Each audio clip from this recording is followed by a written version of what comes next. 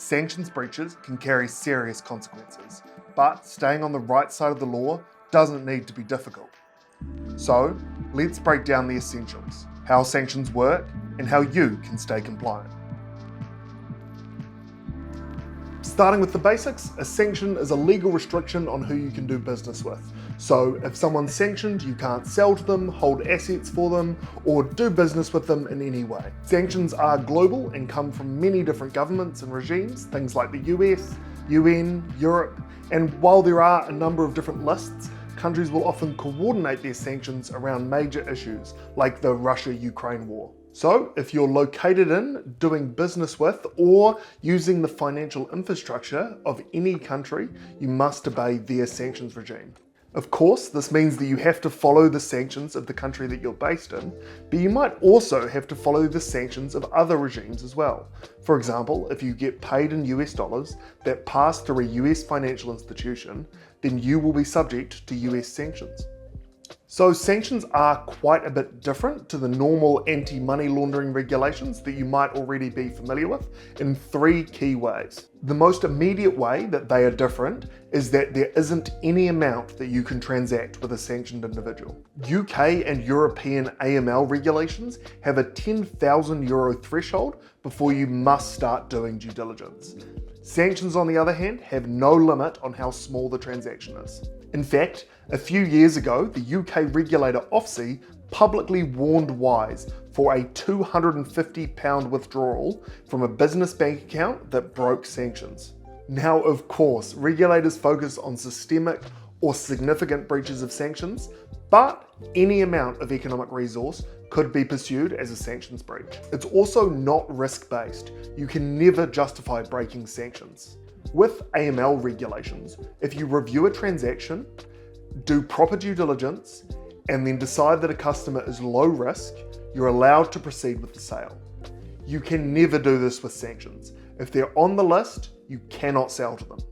Finally, there is no consideration of whether you knew or should have known that you were breaking sanctions. The legal term for this is strict liability, which sounds a bit technical, but means something really simple. All they focus on is the outcome if you violate sanctions. If you break sanctions, you are liable whether you knew you were violating them or not. So, there are loads of overlapping sanctions regimes and enforcement mechanisms and agencies, and a lot of it is way more than you need to understand to be able to run your business. But it is useful to understand there are two main types of sanctions.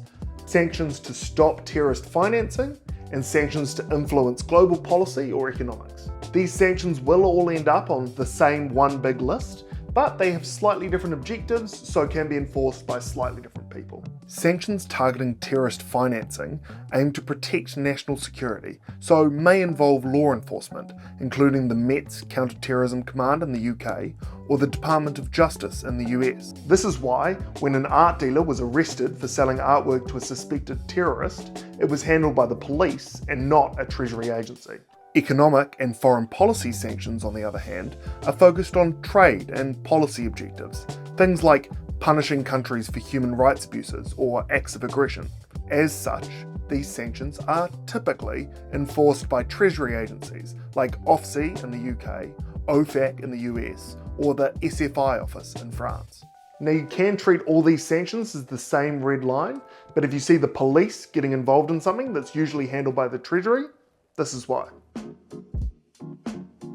Now, reporting can be one of the more confusing parts of sanctions compliance, but there are only two main types of reports that you need to understand. First is a suspicious activity report that will go to your country's financial intelligence unit, which is the agency that handles reports of money laundering, terrorist financing, and other possible financial crime. Then there's a sanctions report, which goes to the sanctions enforcement authorities we were talking about earlier. So, the easiest way to know which type of report to file is to ask, does the government already know about this person?